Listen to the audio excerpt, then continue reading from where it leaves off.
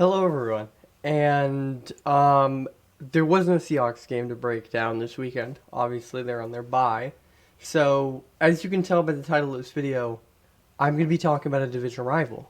I'm going to be talking about the San Francisco 49ers.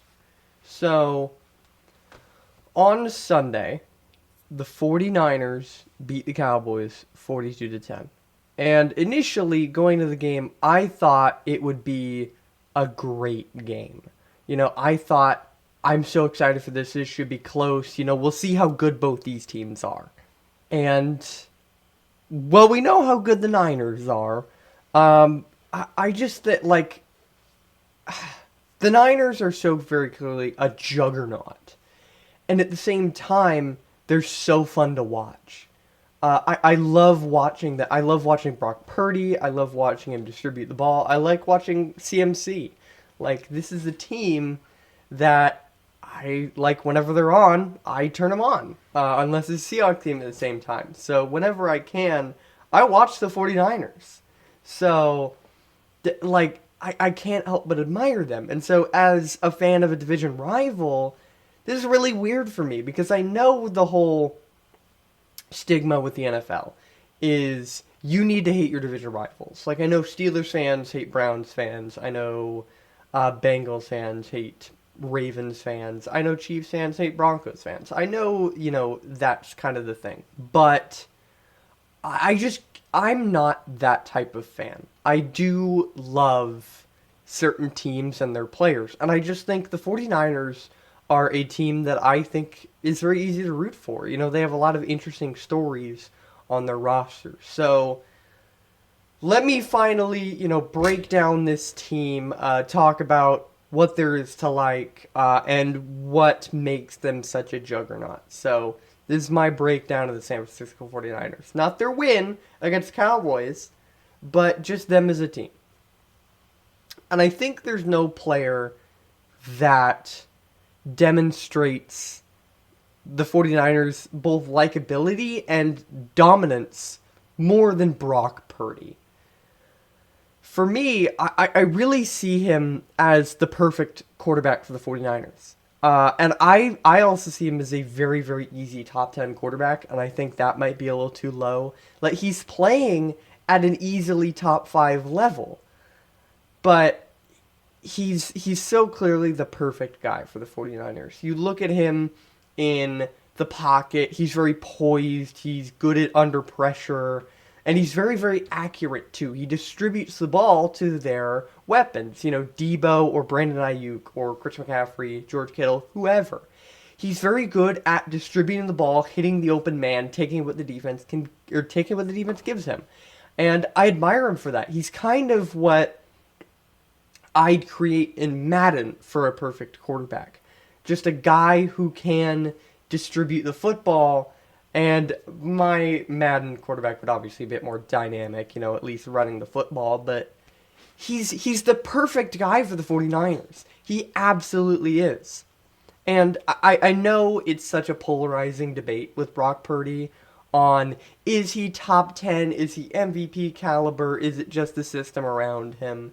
And I think it's a very fair debate. I think there's so much evidence for both sides. I mean, you look at the weapons and talent around Brock Purdy and go, well, I could succeed in that system, right? Like, there's many guys who could plug and play there and be great.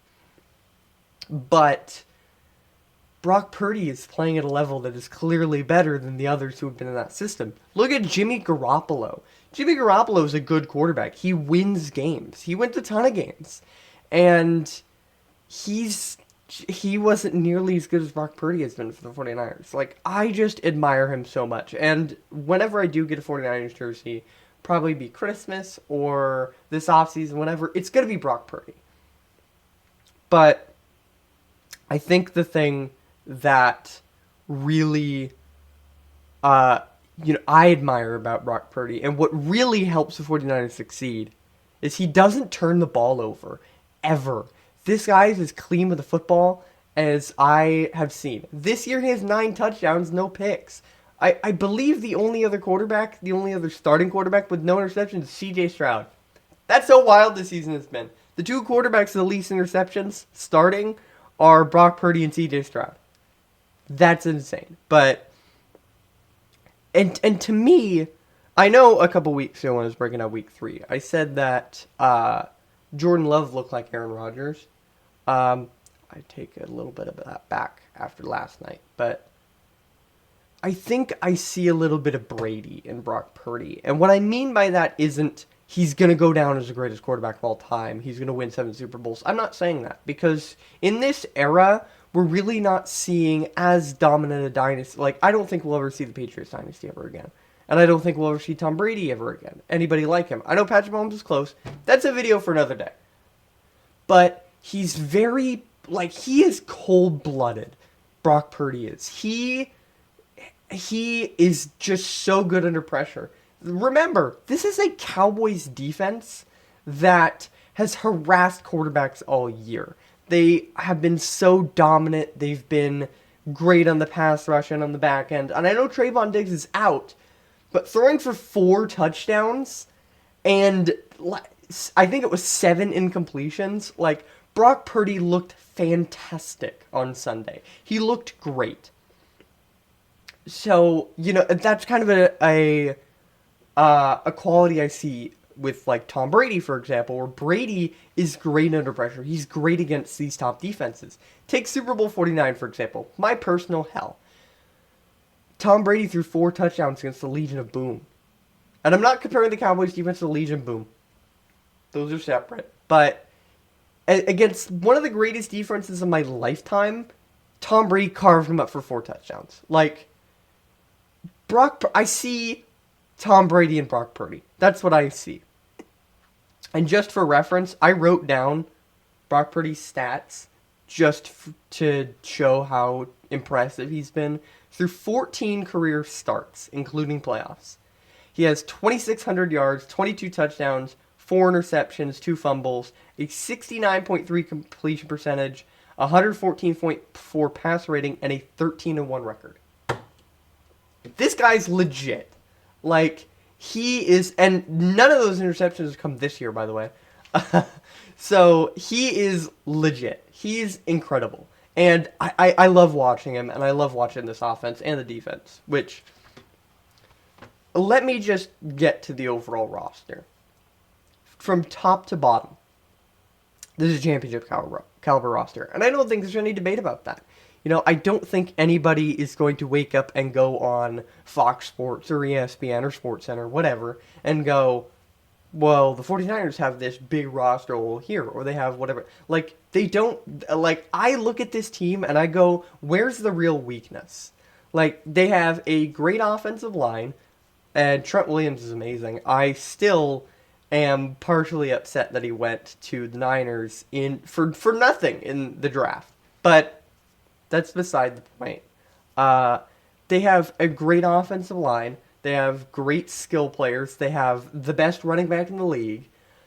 They have again, top 10 quarterback. And then defensively, they have the reigning defensive player of the year, Fred Warner, who I will talk about in a second, but he, to me, is the defensive player of the year front runner. And then they have a really good secondary. So this is a absolutely championship caliber roster that doesn't really have any big weaknesses, and I think they're going to look to add more at the trade deadline. I absolutely think they will, which is only, you know, a month away, but this is a team that, where's the hole? And I think, I look at Christian McCaffrey, for example, and the way that he's looked in this offense, he scored touchdowns in 14 straight games, coincides with Brock Purdy as a starter. It's so unfair that Christian McCaffrey got traded to the Niners for basically nothing.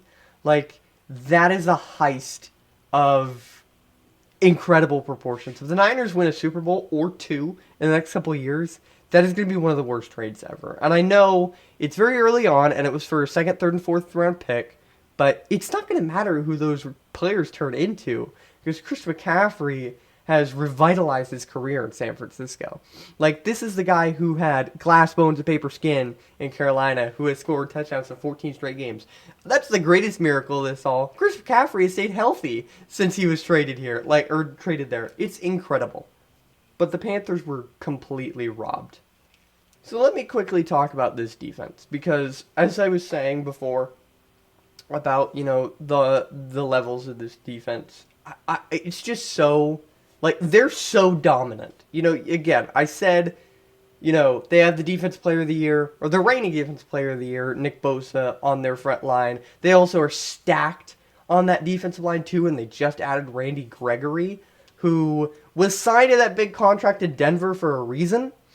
So he's going to be a piece that might just solidify themselves as this year's Super Bowl champion. I'm not going to go that far yet, knock on wood, but we'll talk about that too. But then you have, again, Fred Warner, to me, easy defense player of the year so far. He's been incredible. Like, in that Cowboys game, he was a game wrecker.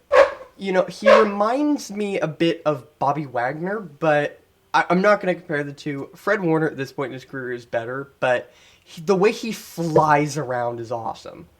And then you look at the secondary, and Charvarius Ward was an incredible pickup for them. I think it was last year. He is a shutdown corner. That guy is incredible. So, that defense is great everywhere, as I said earlier. And, as a Seahawks fan, I'm so glad we don't have to play him anytime soon. But when we do, Thanksgiving night, and then 2 weeks later, I'm just going to look at this defense and go, I know Seattle has great weapons. I know they can move the ball. But how are we going to do that? How are we going to move the football? This is a great defense combined with a great offense. I mean, aren't the Niners averaging 30 points a game with Brock Purdy as a starter and their defense is excellent? This is unfair. This is a terrifying roster. And I do think that, I look at this team compared to the rest of the league, and I think, who the hell beats them? Who does? Who beats the 49ers right now? And this is not me saying they're going to go 17-0, because realistically, that's not going to happen. Every team has their bad games, and the Niners are no different. But who the hell beats the 49ers right now? Not the Chiefs, as sloppy as they have been offensively. No. Not the Bills. They are so injured. They're injured to hell and back. Not the Eagles. Their pass defense is not good enough. Who the hell beats this team? Is it Seattle? Probably not. Is it Detroit, maybe? I don't know. But right now, as it stands, I don't see a team that beats the 49ers, even including the Dolphins. This is, to me, head and shoulders very clearly head and shoulders above the rest. Super Bowl favorite. And for a moment, I'd like to be a bit kind or empathetic. And also very honest. I want to see this team win a Super Bowl. I really do. As someone who has experienced the championship and also experienced the heartbreak of losing one, I know how much it sucks. I know how much it hurts to continually make it to that, final step before the Super Bowl, or even make it to the Super Bowl and just fall just short. And last year was brutal because Brock Purdy got injured. There is an actual argument you can make that if he does not get injured, they win that game. Now, that's why a guy like Hassan Reddick is known as the game wrecker. But, they have made it to the NFC Championship game, 3 years in a row? 4 years in a row?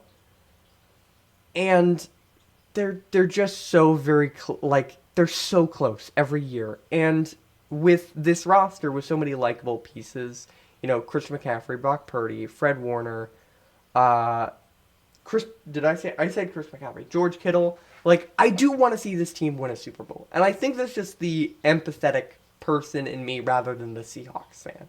But as a Seahawks fan, I also don't mind. I don't.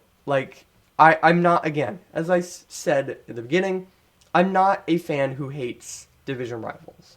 That's not how it works. For me, anyway. So for this team going forward, I'm hoping for good health because that's really what derails a lot of teams. The Bills looked great for 3 straight weeks. Then in London on Sunday, they were injured to hell back and lost. So now they have some real question marks. Like Matt Milano's done for the year. They have some real question marks. So for the 49ers, I will hope for good health. I would love to see you guys go all the way, but I don't know.